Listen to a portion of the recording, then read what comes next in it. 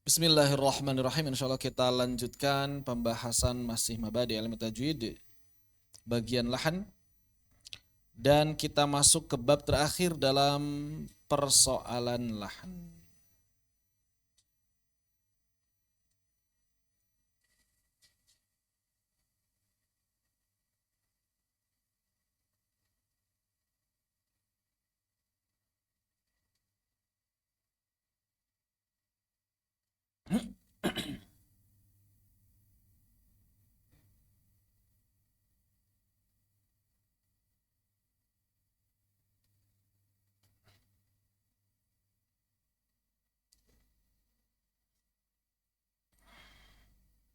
Baik. Subulus siyanati minal lahni. Cara-cara untuk melindungi diri, untuk mengobati penyakit lahan. Beberapa cara untuk menjaga diri dari lahan. As-siyanah, menjaga diri. Maka di sini kami akan bagi sebagaimana pembagian yang disebutkan oleh Dr. Ali Al-Ghamidi. Ada beberapa hal yang berkaitan dengan riwayah, ada beberapa hal yang berkaitan dengan dirayah, ada beberapa hal yang tidak berkaitan dengan riwayah maupun dirayah.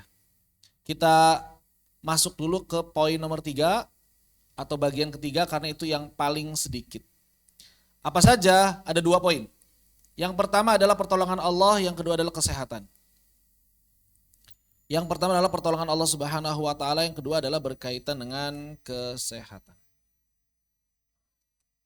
Ya, dua-duanya tidak ada kaitan dengan riwayah maupun dirayah. Ini berkaitan dengan pertolongan Allah Subhanahu wa taala.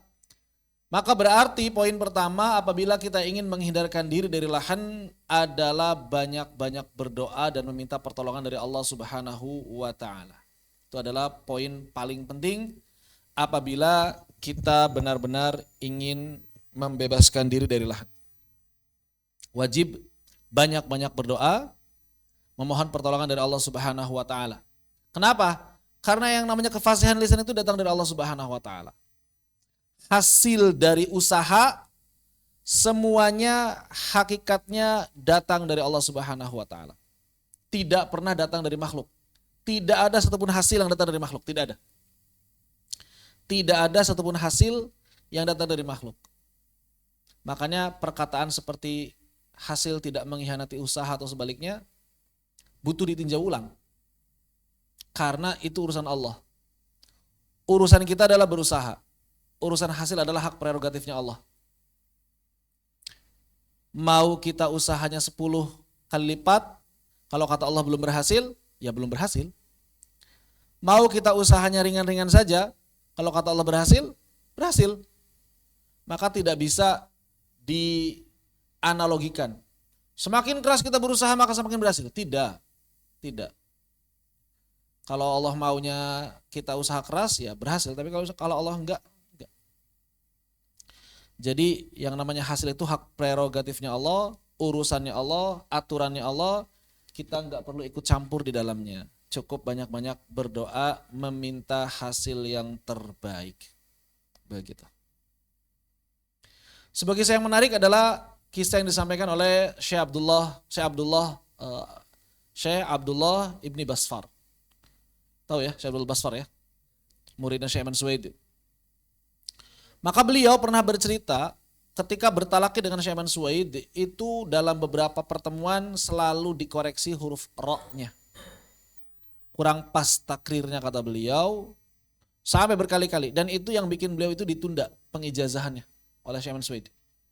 Gara-gara apa? Gara-gara huruf ro-nya kurang sesuai dengan standarnya Syekh Iman Suwaid. Sampai berminggu-minggu, berbulan-bulan, belum juga selesai. Syekh Iman Suwaid kemudian nanya, udah ngapain aja? Udah latihan, udah segala macam. Kata Syekh Iman Suwaid, ada yang belum kayaknya. Apa yang belum? Doa. Ya saya doa, setiap saat saya doa. Kata Syekh Iman Suwaid, pernah enggak doa khusus? Doa khusus meminta kefasihan huruf ro. Belum kalau itu kata. Maka akhirnya Syekh Abdullah Basfar malam-malam datang ke Ka'bah berdoa. Khusus minta ro yang fasih. Subhanallah. Antum pernah nggak begitu? Sengaja minta satu huruf yang belum pasti misalnya sama Allah Subhanahu Wa Taala. Minta. Jangan sampai itu nggak minta. Kalau nggak minta nggak akan dikasih. Maka minta, dan Allah itu senang kalau ada orangnya minta. Kalau ada hambanya minta. Allah itu justru nggak senang kalau ada hambanya yang sok kuat. Allah nggak senang. Allah nggak senang kalau ada hambanya yang sok kuat, hambanya yang sok mampu, hambanya yang nggak mau dekat sama Allah, itu Allah nggak suka. Allah itu lebih suka hambanya yang lemah di hadapannya. Allah itu lebih suka hambanya yang mengeluh di hadapannya. Allah itu lebih suka hambanya yang banyak minta. Begitu, ya. Jadi nggak suka Allah itu kalau hambanya itu seolah-olah nggak butuh Allah. Allah lebih senang hambanya yang memang sangat membutuhkan. Maka bagaimana caranya? Banyak minta sama Allah. Doa apapun itu. Antum ingin jadi guru Al-Quran, maka doalah menjadi guru Al-Quran. Antum ingin fasih lisannya, maka doalah agar difasihkan lisan. Jangan diam-diam aja. Begitu. Antum ingin kuat hafalannya, maka doalah minta kuat hafalannya. Antum ingin paham, maka doalah agar antum diberikan pemahaman. Jangan diam-diam saja. Kenapa? Karena kalau kita tidak meminta, maka Allah ya tidak akan memberi. Kok ngeheng sebentar. Walaupun ada sebuah hadis ya, siapa saja yang menyibukkan diri dengan Al-Quran, maka Allah akan memberikan sesuatu yang lebih baik daripada yang pernah diminta oleh manusia. Itu kaitannya dengan keberkahan dan juga kesempurnaan hidup di akhirat. Tapi kalau kita ingin spesifik, kalau kita benar-benar ingin mendapatkan hal yang spesifik, yang khusus, yang rinci, yang memang itu sangat kita butuhkan, maka tidak masalah kita berdoa secara spesifik juga. Dan itu boleh. Doa secara spesifik itu boleh. Bahkan dalam urusan dunia, ini urusan akhirat. Urusan baca Al-Quran urusan akhirat. Bahkan dalam urusan dunia pun boleh. Cuma masalah dikasih atau enggaknya urusan Allah. Yang penting kita doa.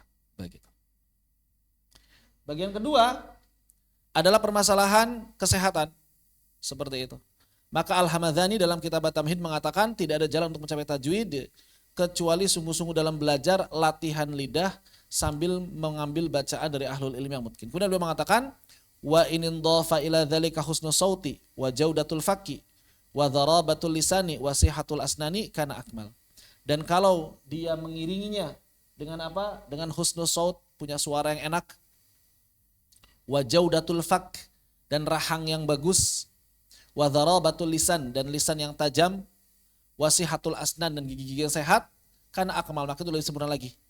Oleh karena itu tidak dapat disangkal bahwa lahan yang diakibatkan oleh kelemahan fisik tidak berdosa, tidak tercela. Ya, karena Allah Subhanahu wa taala tidak memberikan beban di luar kemampuan hambanya. Namun orang yang memang lahannya itu adalah disebabkan kelemahan fisik, ya dia harus berlapang dada dengan masalah-masalah yang berkaitan dengan hukum yang sudah kita bahas. Begitu. Baik. Kemudian kita masuk ke beberapa obat, beberapa cara yang berhubungan dengan apa ini? Riwayah dulu ya. Riwayah. Yang berhubungan dengan riwayah. Yang pertama, yang namanya riwayah tidak bisa dipungkiri, yang paling utama adalah talaqi dan musyafahah. Kenapa? Karena Al-Quran diturunkan dari generasi ke generasi melalui talaqi dan musyafahah. Maka tidak ada cara lain untuk mendapatkan lafal Al-Quran yang paling akurat kecuali dengan talaqi dan musyafahah. Cuma talaqi dan musyafahah ini tidak bisa sembarangan. Kita harus benar-benar memilah dan memilih kepada siapa kita bertalaqi. Sebetulnya nggak butuh dalil ya, memilih guru yang mutqin itu nggak butuh dalil sebetulnya. Pakai akal sehat saja sudah cukup. Kita misalnya mau makan, lapar. Ada orang yang kalau makan itu sekadar pilih-pilih yang enak.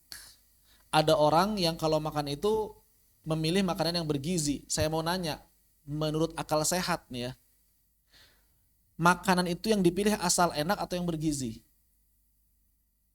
Yang bergizi. Akal sehat kita pasti akan mengatakan hal yang sama semuanya. Nggak butuh dalil. Kalau misalnya kita ingin mencari guru, maka bukan sekadar guru yang enak, tapi guru yang mungkin. Itu udah masuk akal. Nggak butuh dalil apapun sebetulnya. Sehingga aneh kalau misalnya ada orang yang bertanya-tanya, dalilnya apa saat harus milih-milih guru? Lah, akal yang sehat itulah dalilnya. Kita misalnya sakit mau ke dokter, pertanyaan, datangnya kemana? Ke rumah sakit atau ke bengkel? Akal sehat akan mengatakan ke rumah sakit terbaik. Semakin kronis penyakit kita, maka pasti kita akan mencari dokter terbaik, bukan dokter asal-asalan, apalagi yang baru lulus kampus kedokteran. Dan kita juga pasti yakin bahwa anak kedokteran UI itu beda dengan anak kedokteran misalnya katakanlah UIN ya. Secara umum ya, walaupun secara spesifik bisa jadi ada beberapa orang yang melanggar keumuman gitu kan, kadang-kadang ada. Tapi saya yakin orang-orang kalau misalnya mau nyari dokter yang hebat, lulusan UI atau lulusan UIN, maka pasti mereka lebih percaya sama lulusan UI. Akal sehat berkata seperti itu. Rumah sakit misalnya, rumah sakit klinik kecil atau misalnya RSCM, ya pasti mereka lebih percaya RSCM. Misalnya begitu. Itu sudah akal sehat. Makanya nggak butuh dalil sebetulnya nyari guru yang mungkin itu nggak butuh dalil. Pilih-pilih guru itu nggak butuh dalil. Walaupun kalau ada yang mau nanya dalilnya ya ada, misalnya fas'alu ahla dzikri in kuntum la ta'lamun. Fas'alu ahla dzikri in kuntum la ta'lamun. Maka bertanyalah kalian kepada ahlu dzikr, kepada orang-orang yang pintar, kepada orang-orang yang berilmu terhadap masalah yang kalian belum ketahui. Bukan kepada siapapun, bukan kepada orang bodoh. Bahkan kalau kepada orang bodoh Allah Subhanahu wa taala mengatakan wa'arid anil jahilin, jauhi orang bodoh. Boro-boro disuruh belajar sama orang bodoh, dijauhi, jadi teman aja nggak boleh. Maka nggak butuh dalil sebetulnya untuk mencari guru yang mungkin, itu nggak butuh dalil. Antum harus mencari guru yang mungkin. Nah, baru di antara guru yang mungkin ini akal kita pun akan mengarahkan kita bahwa ternyata tidak semua guru yang mungkin bagi dirinya sanggup menyampaikan sebagian guru kepada orang lain. Maksudnya begini. Ada orang yang pintar itu untuk diri sendiri, ada orang yang pintar itu untuk diri sendiri dan juga bisa menyampaikan, mentransfer pada orang lain. Maka berarti selain memilih guru yang mungkin juga memilih guru yang bisa memperbaiki kita dengan kemampuan metode dan metodologinya menjadi seorang guru. Itulah yang mahal dari seorang guru. Bukan pinternya, bukan, tapi metode menyampaikannya. Banyak orang pintar, tapi tidak bisa menyampaikannya pada orang lain. Makanya guru itu bukan yang paling pintar, tapi yang paling bisa menyederhanakan ilmu kepada murid-muridnya. Oleh karena itu tidak semua profesor, tidak semua peneliti jadi guru, nggak cocok. Banyak peneliti yang lebih pintar dari guru, tapi nggak cocok jadi guru. Maka jadi guru itu atau cari guru yang mungkin yang memang dia paham, profesional, dan dia bisa menyampaikan kepada antum cara terbaik sehingga antum lebih mudah. Termasuk di antara psikologis sebagai seorang guru kan harus sabar, penyayang, itu nggak semua orang mampu. Makanya wajar kalau misalnya di zaman dulu guru itu mendapatkan gaji yang sangat besar, bahkan kadang lebih besar daripada peneliti. Para peneliti itu nggak ngurusin orang lain, sibuk sama penelitian aja. Tapi guru harus berinteraksi dengan orang lain. Harus bersikap dengan sikap yang berbeda kalau muridnya banyak yang berbeda-beda pengetahuan. Begitu. Bahkan masalah memilih guru dan memilihkan guru bagi orang lain juga sudah diajarkan oleh Nabi Shallallahu Alaihi Wasallam ketika beliau misalnya mengatakan khudhul Quran min arba'ah. Ambillah Al-Quran, pelajari Al-Quran dari 4 orang. Kenapa cuma 4 orang, gak semua sahabat? Karena gak semua sahabat bisa ngajar. Begitu. Misalnya Nabi Sallallahu Alaihi Wasallam mengatakan min siapa? Min ibni Umi Abdin dari Abdullah bin Mas'ud, wa min Mu'adz bin Jabal, wa Ubay bin Ka'ab, wa Salim maula Abi Hudzaifah. Ini 4 orang yang dikasih syahadah oleh Nabi Sallallahu Alaihi Wasallam. Ya. Ibnu Mas'ud, Mu'adz, Ubay dan Salim. Dalam riwayat yang lain misalnya Zaid. Dalam riwayat yang lain ulama-ulama yang lain atau para sahabat yang lain. Begitu.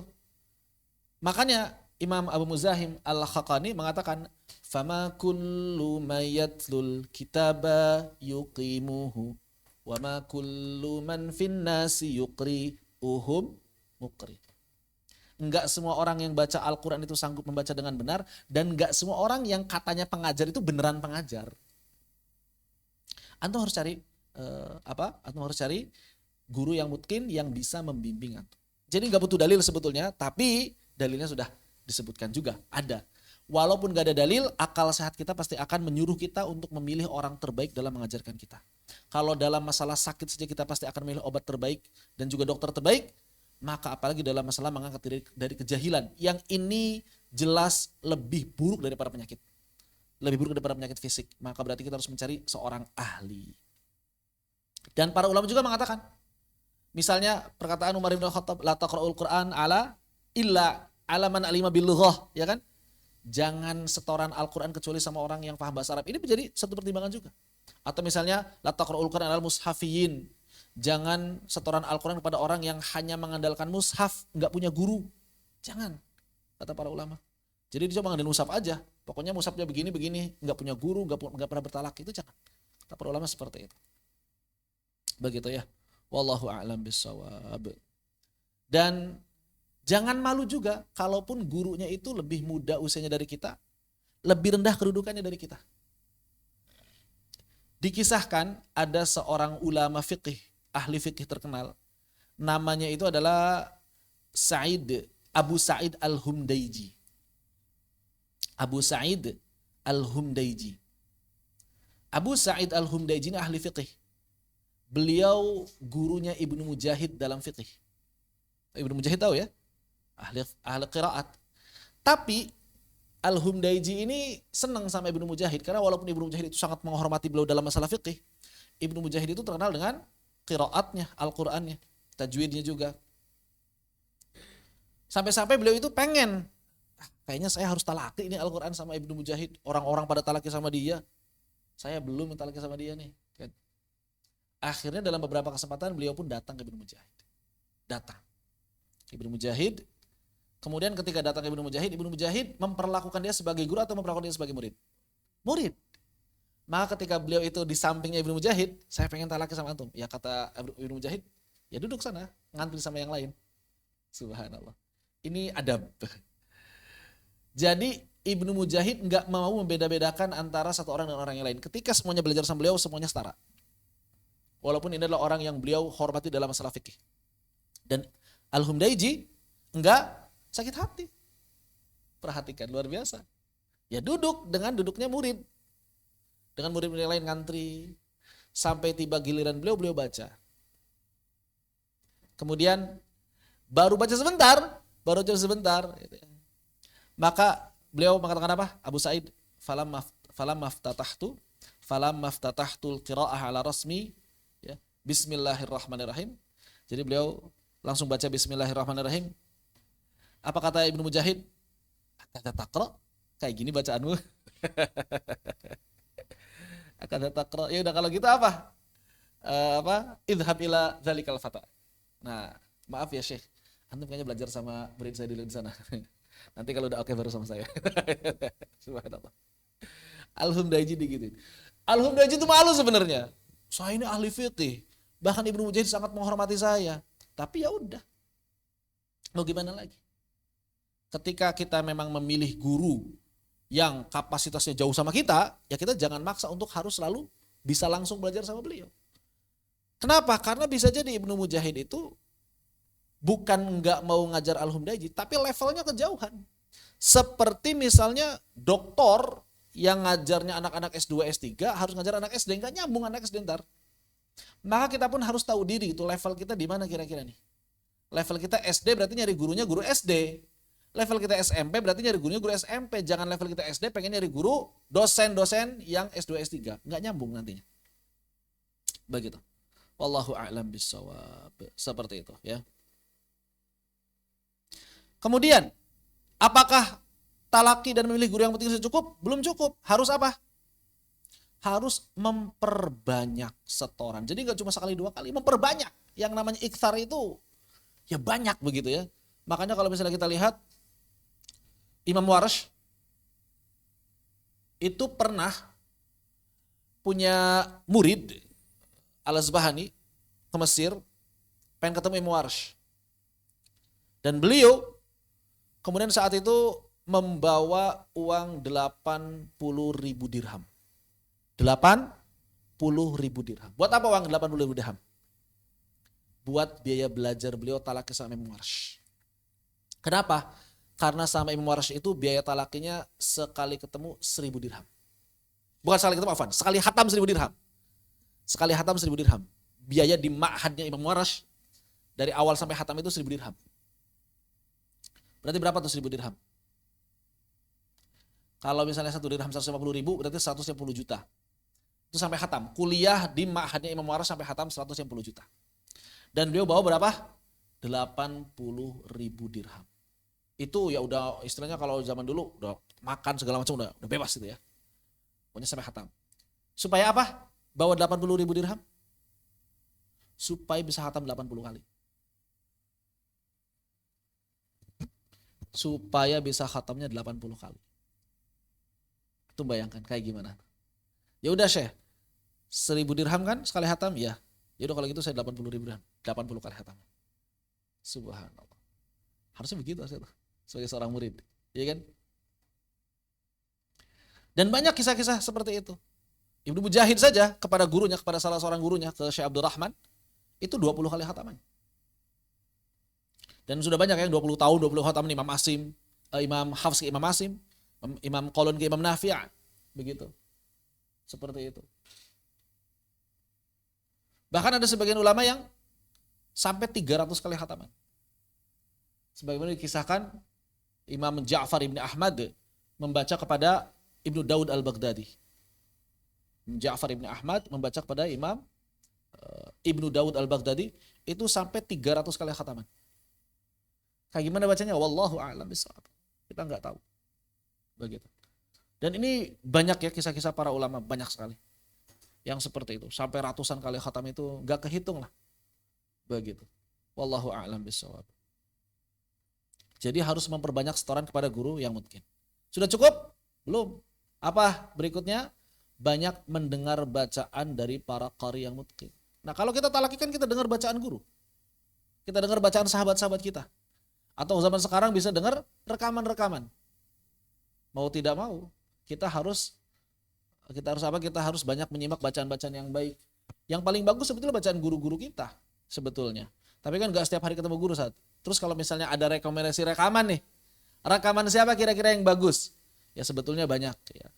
Cuma kalau misalnya zaman sekarang kebanyakan ulama kita pasti menyebut nama Syekh Mahmud Khalil Al-Husari. Itu nggak mungkin nggak nama Syekh Mahmud Khalil Al-Husari. Walaupun rekaman zaman dulu. Jadi kalau misalnya ada kok rekamannya begini ya kurang jelas tajwidnya, itu kan rekaman zaman dulu. Cuma gaya baca beliau itu banyak disukai oleh para masyayikh. Syekh Mahmud Al-Husari, Syekh Ali Al-Hudhaifi, kemudian Syekh Ibrahim Al-Akhdar, kemudian Syekh Aiman Rusdi Suwaid, atau kalau misalnya pengen enak Syekh Misyari Rasid. Syekh Misyari Rasid Al-Lafasi. Beliau kan enak gitu ya. Begitu. Apalagi kemudian juga memperbanyak intensitas. Intensitas itu sering ketemunya. Bukan sekadar lama waktunya tapi sering ketemunya juga. Maka semakin sering ketemu semakin baik. Begitu makanya para ulama zaman dulu ada yang ketemunya itu tiap hari walaupun cuma satu ayat. Itu subhanallah, ulama zaman dulu ada yang baca satu ayat per hari. Yang penting ketemu setiap hari begitu. Jadi ketemu setiap hari tapi waktunya pendek-pendek itu lebih baik daripada ketemu setiap minggu tapi waktunya panjang-panjang. Kata para ulama begitu. Ya, ketemu setiap hari waktunya pendek-pendek lebih baik daripada ketemu seminggu sekali tapi waktunya panjang-panjang. Dan tentu saja setelah itu menyiapkan waktu yang panjang untuk talaqi. Sering ketemu, banyak khatamannya dan waktunya panjang. Ada yang 20 tahun, ada yang 50 tahun para ulama zaman dulu. Ada yang tadi sehari satu ayat. Berapa tahun berarti itu? Al-Quran 6.000 ya 20 tahunan lah. Al-Quran kan 6.000 ayat kan. Ya sekitar 20 tahun. Begitu. Makanya Imam Syafi'i bilang apa? Akhilan tanalal ilma illa bisittatin sa'umbika an tafsiliha bibayani dzaka'un wa hirsun wa jitihadun wa bulghatun wa suhbatu ustadhin wa tulu zamani. Tul zaman. Jadi kalau misalnya antum hanya berharap dengan zaman-zaman yang singkat, ya hasilnya pun sesingkat itu. Hasilnya pun seminim itu. Suka ada yang nanya ke saya juga kan, Ustaz, belajar Al-Quran berapa lama? Kalau misalnya dihitung dari pertama kali belajar, ya dari kecil, di rumah. Udah kenal dengan Iqra, kenal dengan hafalan Al-Quran, alhamdulillah. Jadi walaupun saya nggak pernah mondok secara formal, kedua orang tua saya ini dari pondok. Sehingga percikan-percikan keimanan, percikan-percikan pendidikan keislaman itu muncul sejak saya kecil.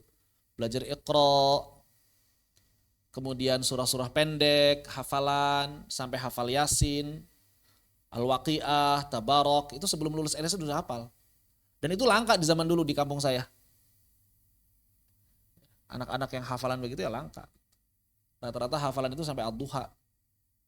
Atau maksimal juz 30 saja. Alhamdulillah, belajar kitab kuning, belajar Safinah di rumah juga. Belajar Al-Quran sudah dari kecil. Cuma memang ketika SMP, SMA, nah ini waktu-waktu yang rawan itu. Udah seolah-olah udah belajar SD itu udah selesai. Dan saya juga ketika SD itu masih ngaji sore. Ngaji ba'da asar dan ngaji ba'da maghrib. Di beberapa kiai di kampung. Jadi walaupun gak sekolah, gak pesantren, tapi saya ngaji di pesantren. Jadi ada kiai di pesantren, buka kelas sore, TPA. Itu ngaji tiap sore. Begitu. Kemudian SMP berhenti, SMA apalagi jauh dari orang tua. Baru mulai rajin ngaji lagi itu, beneran ngaji lagi itu ketika kuliah. SMA ngaji cuma itulah anak-anak istilahnya jiwa-jiwa rebel, jiwa-jiwa pemberontak. Ngaji asal ngaji. Pas kuliah ngaji lagi. Jadi belajar Al-Qur'annya sudah lama. Kuliah pertama kali kuliah 2004 itu yang belajar Al-Qur'an lagi. 2004, 2005, 2006 sampai 2010. Ngaji terus belajar lagi terus sampai ketemu para masyayikh. Ya kalau ketemu para masyayikh memang baru 2015-an lah, 2015-2016. Baru ketemu para masyayikh. Begitu. Jadi kalau misalnya ditanya belajar Al-Quran dari kapan, dari kecil. Lama. Enggak ujug-ujug. Jadi saya itu bukan orang yang awalnya awam banget terus hijrah, bukannya gitu. Saya justru sebelumnya udah kenal Quran dulu, memang sempat jadi anak-anak umum lah biasa, tapi belajar Quran lagi setelah itu. Begitu. Ya, ini penting. Waktunya panjang dan sampai sekarang masih belajar begitu kan. Sampai sekarang masih belajar, tidak berhenti belajar. Dan antum juga sama, jangan sampai berhenti belajar. Kuliah itu penting, mondok itu penting, sekolah itu penting, tapi ada yang lebih penting dari semua itu, belajar. Artinya apa? Belajar itu di mana saja. Bukan harus di sekolah, bukan harus di ma'had, bukan harus di perkuliahan, bukan. Banyak orang kuliah nggak belajar, banyak orang masuk ma'had nggak belajar, banyak orang sekolah nggak belajar. Yang penting itu belajarnya. Wajib belajar itu yang penting belajarnya. Mau di depan laptop belajarnya, mau di depan YouTube belajarnya, mau di kamar belajarnya, yang penting belajar. Mau di rumah belajarnya, yang penting belajar. Bukan di sekadar ngampusnya, bukan sekadar sekolahnya, bukan sekadar di ma'hadnya, bukan. Yang penting itu adalah belajar. Begitu. Baik. Kemudian yang ketujuh, melatih lidah sebagaimana perkataan Al-Imam Ibnu Jazari. Apa kata Jazari? Walaysa bainahu wa baina tarki illa riyadatul mri'in bi faqih. Begitu. Dan tidak ada bagi kita jalan yang tepat untuk mendapatkan kefasihan lisan secara teorinya kecuali dengan banyak melatih lidah kita. Jangan sampai kemudian kita membiarkan lidah ini keras kaku gitu kan. Maka semakin banyak baca Al-Quran akan semakin lunak. Jadi harus bisa apa? Harus bisa melatih lidah kita. Baca sebanyak-banyaknya. Baca sebanyak-banyaknya Al-Quran supaya lidah kita bisa terlatih. Begitu. Kemudian berkelanjutan dalam mempraktikkan riwayat atau qiraah ini bagi orang yang memang ingin menjadi expert di bidangnya. Jadi ketika sudah selesai satu riwayat langsung, jangan berhenti dulu. Satu riwayat langsung supaya apa? Supaya berkelanjutan ilmunya. Jangan terputus. Sayang. Kecuali kalau memang sejak awal enggak mau jadi ahli qiraat. Sekadar ingin menuntaskan tajwid saja, tidak apa-apa, tidak masalah juga. Yang penting antum harus paham antum itu mau jadi apa nanti ke depan. Ya Suf, mau jadi apa Suf ke depan Suf? Enggak tahu jangan-jangan. Ya? Imam Masjidil Haram, yakin. Berarti antum harus segera siapkan semua itu, hafalannya. Yang pertama. Yang kedua, berarti antum harus cari peluang buat tinggal di sana. Wajib cari peluang. Antum harus cari. Jangan cuma keinginan yang Masjidil Haram. Tapi udah aja kayak gitu, enggak. Antum harus banyak doa tiap malam. Begitu. Antum harus mulai cari link teman-teman yang memang banyak tinggal di Mekah. Iya, tanya abi antum, tanya umi antum, ada enggak teman-teman yang tinggal di Mekah? Masuk grup-grupnya. Harus begitu. Dan tentu saja harus bisa bahasa Arab. Atau nggak bisa bahasa Arab? Harus bisa bahasa Arab. Harus serius. Kalau antum pengen jadi imam Masjidil Haram harus paham bahasa Arab. Gimana mau ngomong di sana nanti? Ya. Jadi harus serius semuanya disiapkan. Kalau beneran memang pengen jadi imam di Masjidil Haram. Jangan cuma hayalan, tapi harus dibuktikan dengan kesungguhan antum untuk mencapai. Begitu ya. Seperti itu.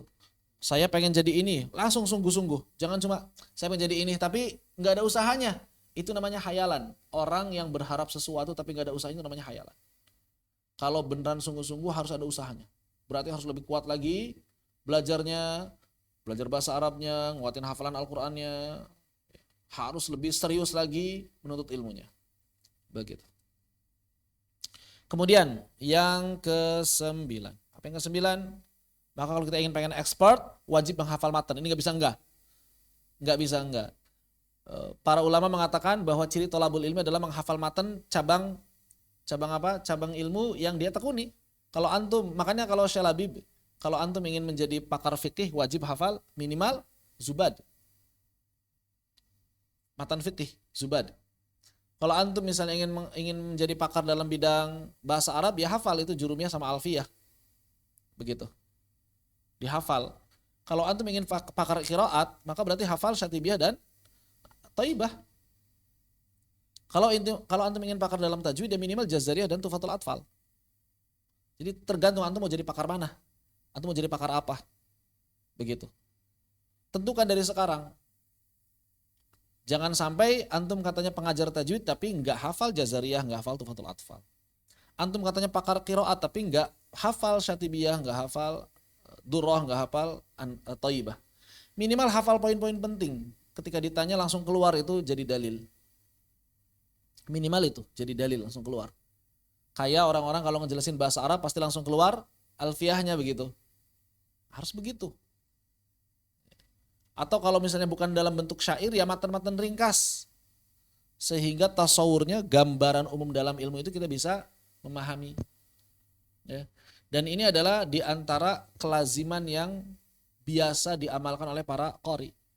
Bahwa mereka memahami kaidah-kaidah dalam, biasanya kaidah-kaidah yang ambil dari apa? Dari bait-bait syair.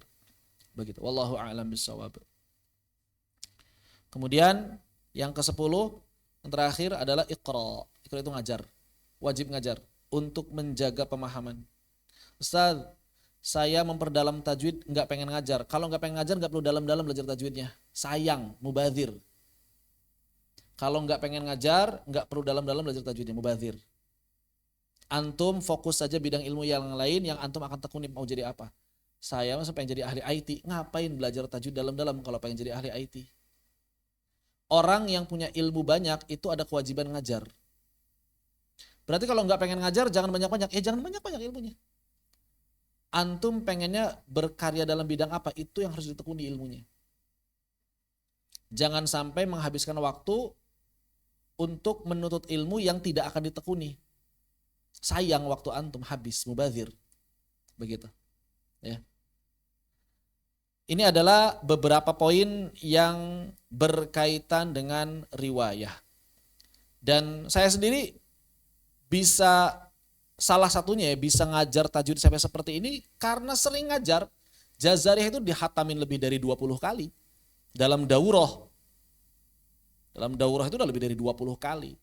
Sehingga ngajar Jazariyah tanpa buku sekalipun saya bisa insya Allah. Tanpa laptop sekalipun saya bisa insya Allah. Cuma mempermudah gambar biasa begitu kan. Nah itu biasanya butuh media. Tapi kalau saya suruh ngejelasin dari awal sampai akhir, tanpa pena dan tanpa kertas satu lembar pun saya bisa insya Allah Jazariyah. Dari awal sampai akhir saya jelasin. Begitu. Lafadz-lafadznya, syarahnya, contohnya, Karena udah ada contoh template, gampang. Begitu. Apalagi itu Fathul Atfal. Dari awal sampai akhir insya Allah bisa saya jelaskan. Tanpa media apapun saya bisa menjelaskan. Kalau sekadar untuk menjelaskan. Tapi pembelajaran sekarang butuh media. Karena kitanya bisa ngejelasin.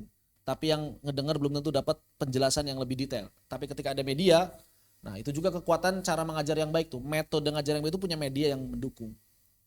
Banyak orang ilmunya banyak, punya cara ngajar bagus tapi kurang didukung media. Nggak paham mengoperasikan laptop misalnya. Akhirnya dia manual pakai tulisan tangan harus di papan tulis. Wah nggak jelas. Pakai ini kan jelas. Ini mempermudah. Ini mempermudah orang, ya, begitu. Tapi kitanya jangan bergantung. Sebagai seorang pengajar jangan bergantung pada teknologi. Karena kadang-kadang, termasuk bahkan mikrofon, kadang-kadang mati. Maka kita harus bisa mempersiapkan diri supaya bisa berteriak dengan lantang walaupun tanpa mikrofon. Gimana caranya kita bisa ngajar tanpa laptop? Gimana kita bisa ngajar tanpa proyektor? Kalau ada kita manfaatkan, tapi kalau nggak ada, gimana caranya? Harus ada metode terbaik. Makanya kita jangan bergantung pada apapun. Buku nggak kebawa, tetap harus bisa ngajar. Gimana caranya? Berarti harus mungkin, harus dobit.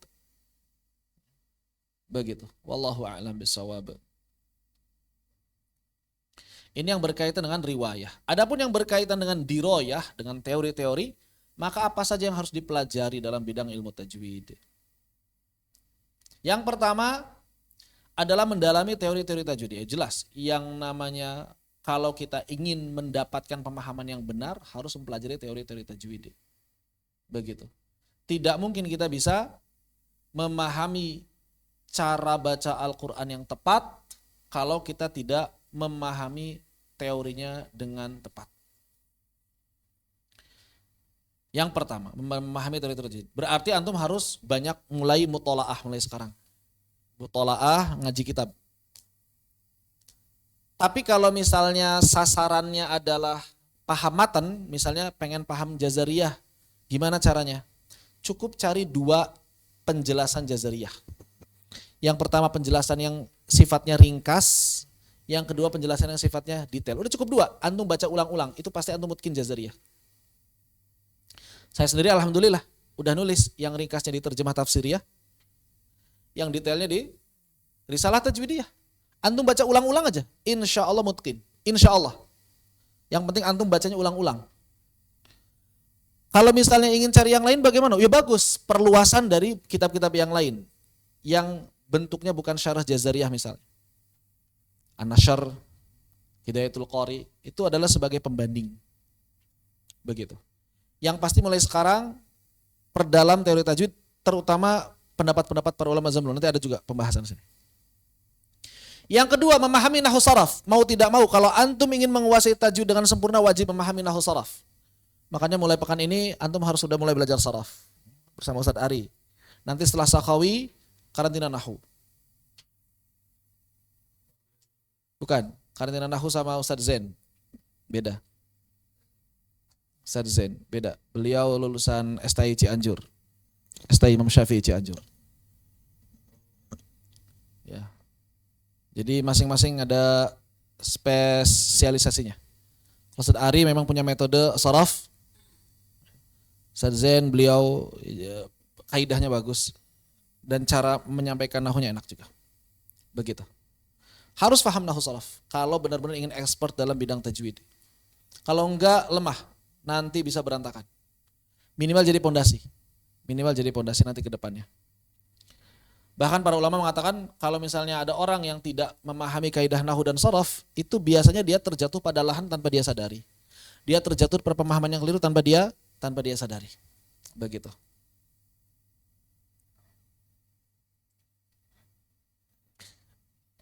Ada sindiran sebetulnya dari dalam kitab namanya Qasidah Khusriyah. Qasidah Khusriyah. Laqad yadda'i ilmal qiraati ma'syarun wa ba'uhumu fin nahwi aqsaru min shibri. Ada orang yang ngaku pakar qiraat, ada orang yang ngaku ahli qiraat, padahal padahal kemampuan bahasa Arab mereka itu nggak lebih dari sejengkal aja. Nah ini sindiran. Maksudnya apa? Nggak mungkin orang paham ilmu qiraat kalau kemampuan bahasa Arabnya itu cuma sejengkal. Nggak mungkin. Baik. Bagian berikutnya, memahami jalur-jalur periwayatannya. Jelas, kalau antum nggak paham jalur-jalur periwayatan sebagai seorang guru, tercampur, aib. Makanya harus mulai paham perbedaan-perbedaan umum sehingga bisa ngejelaskan secara global. Ya, minimal seperti yang kemarin kita bahas, segitu udah cukup. Misalnya ada jalur ini, ada variasi madnya seperti ini, ada perbedaannya di mana, perbedaannya kita bisa umum. Atau minimal bisa baca tabel itu ya, kalau untuk hafs. Minimal bisa baca tabel itu sehingga kalau ada yang bertanya kita bisa menjelaskan. Jangan sampai kita nggak paham sama sekali, begitu kan? Dan kita sudah bahas bahwa ternyata sengaja mencampur aduk jalur qiraat ya memang tercela, walaupun tidak sampai haram, begitu. Kemudian ini penting, nomor 4 sangat penting, memahami mazhab para ulama terdahulu. Bagaimana caranya? Ngaji kitab-kitab salaf. Kitab-kitab ulama zaman dulu, jangan mencukupkan diri pada buku-buku tajwid zaman sekarang. Jadi jangan terpaku, jangan terlalu berpegang pada kitab-kitab tajwid kontemporer. Justru harusnya kita banyak berpegang itu pada kitab tajwid zaman dulu. Dan itu yang sering saya sampaikan. Yang coba saya tularkan pada antum. Makanya saya banyak ngutip kitab-kitab tajwid zaman dulu. Kitabnya Abu Amr Adani, Imam Makki bin Abi Thalib. Kalau antum misalnya sanggup cari akses ke Ibnu Tohan, Al-Hudhali, begitu. Silahkan cari kitab-kitab ulama tajwid zaman dulu. Agar apa? Agar pemahaman kita itu lebih murni. Dan kita berpijak pada kaidah-kaidah yang para ulama zaman dulu sepakati. Kenapa kemudian kita jangan terlalu bergantung pada kitab-kitab zaman sekarang? Karena khawatirnya kitab-kitab zaman sekarang itu menyelisihi kitab-kitab zaman dulu kalau kita nggak tahu pendapat ulama zaman dulu kayak gimana. Kalau kita sudah tahu pendapat ulama zaman dulu kayak gimana, itu bisa menjadi saringan. Oh, ulama zaman sekarang ini nggak sama nih sama ulama pendapat dulu kan gitu. Saringan. Begitu.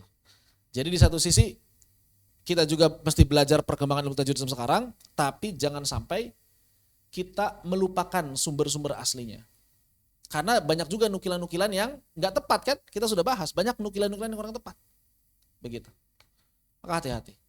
Sering bertanya pada guru dan ulama. Kalau kita tidak tahu ya tadi, fas'alu ahla dzikri in kuntum la ta'lamun, jangan banyak mengandalkan ijtihad pribadi ketika ada pertanyaan. Keenam, ini juga penting, berdiskusi dengan rekan belajar. Banyak orang yang malu diskusi sama teman. Jangan kemudian jadikan hal tersebut sebagai kebiasaan. Sering diskusi, mau di grup WhatsApp, mau dimanapun itu, diskusi. Itu akan melatih kita, melatih daya nalar. Diskusi itu akan melatih daya nalar, itu bagus. Kemudian mempelajari ilmu rasam dan dhabt. Walaupun sebagiannya saja. Minimal antum paham pengantarnya. Pengantar ilmu rasam dan ilmu dhabt. Ini minimal. Supaya nggak ngeblank sama sekali. Antum paham apa manfaat ilmu rasam, antum paham apa manfaat ilmu dhabt, antum paham apa perbedaannya.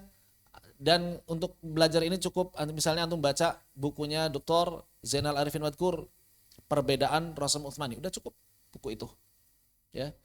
Kemudian ilmu perhitungan ayat ini sedikit di itu juga ada di bukunya Dr. Zainal Arifin Wadkur juga ada. Ya. Kemudian mempelajari wakaf dan ibtidah. Ini yang enggak disebutkan oleh Dr. Ali Al-Ghamidi, mempelajari wakaf ibtidah, padahal penting. Wakaf dan ibtidah itu penting. Tanpa wakaf ibtidah, tajwid itu hambar, enggak ada rasanya. Atau kecut rasanya jadinya. Bacaannya bagus, tapi rasanya jadi kecut, jadi enggak enak. Dengan wakaf ibtidah itu penambah ya, kaldunya wakaf ibtidah itu, kaldunya tajwid. Sehingga masakannya menjadi lebih enak. Dan kalau boleh ditambahkan satu lagi di sini, ilmu fonetik kontemporer. Fonetik kontemporer. Nah ini penting juga, makanya disebut-sebut oleh Dr. Ghanim Qadduri Al-Hamad bahwa mempelajari ilmu fonetik kontemporer juga bagian dari mempelajari pendalaman ilmu tajwid yang tidak boleh kita tinggalkan. Bahkan pemahaman para ulama fonetik kontemporer dapat mempermudah kita dalam memahami kaidah-kaidah tajwid yang zaman dulu belum terurai. Seperti misalnya masalah hams, jahar. Zaman dulu belum terurai. Terurai secara teori kayak gimana? Justru lebih mudah pembahasan atau penjelasannya para ulama fonetik kontemporer. Ketika menjelaskan hams, jahar. Begitu. Juga misalnya ketika menjelaskan tafhim tarqiq, itu lebih sederhana fonetik kontemporer. Lebih mudah dicerna dibandingkan ulama-ulama terdahulu. Konsepnya ngikut ulama zaman dulu, tapi bagaimana cara menjelaskannya, bagaimana cara mengurainya, ikut ulama zaman sekarang. Digabungkan. Yang tidak boleh adalah melanggar konsepnya ya, itu nggak boleh. Begitu. Ini kurang lebih 10 ilmu yang harus dipelajari oleh para ahli tajwid atau calon-calon ahli tajwid kalau pengen ekspor dalam bidang tajwidnya. Teori-teori tajwid, makhraj, sifat, hukum, nahwu sharaf, jalur periwayatan, mazhab para ulama terdahulu, ilmu rasm, dhabat, perhitungan ayat, waqaf dida dan fonetik kontemporer. Begitu. Wallahu a'lam bissawab. Maka saya jamin insyaallah taala kalau misalnya poin-poin ini dan sebelumnya diamalkan, insyaallah enggak akan ada lahan yang terjatuh secara sengaja dalam lahan, itu enggak mungkin. Kalau misalnya takdir Allah tetap jatuh pada lahan mah ya ditakdirin jatuh lahannya. Cuma insyaallah akan lebih terjaga. Orang-orang yang memahami riwayah dan diroyah itu akan lebih terjaga lisannya dari lahan. Termasuk ketika menjelaskan teori-teori tajwid dia akan terjaga dari kekeliruan dan penyimpangan. Begitu. Wallahu a'lam bissawab. Selesai bab kupas tuntas lahan. Barakallahu fikum.